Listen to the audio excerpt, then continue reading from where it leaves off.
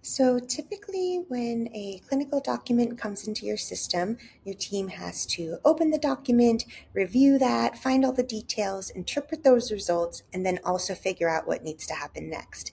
And with Fax Transform, I'll walk through 3 specific examples of how Fax Transform is pulling all of this data for you and making sure that this information gets to the right step.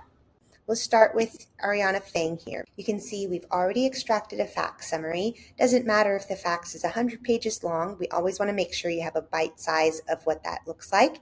And then down below, we've already matched that patient. We've gotten the fax type as a colonoscopy, been able to even identify whether there were abnormal findings in the document, and then provide that recommendation that is in the document itself. And so this is all based on the fax itself. It's going to scan every detail in here and then make sure that we're putting this into the right place into your EMR. And this list here, this is going to depend on the list that you already have. This is standardized or customizable based on the type of fields and formats that you expect today. Going into my next example, here is a mammogram. So on the left side, you can see the original document where it says a 3D mammogram screening that was digital. And then if we scroll down below, it already says there was no evidence of malignancy and a routine mammogram evaluation in 1 year is recommended.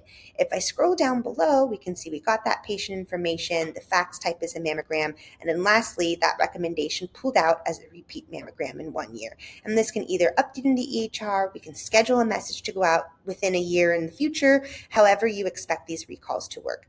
And then when I open this up, you can see again all the different types of recommendations that we're trying to map to.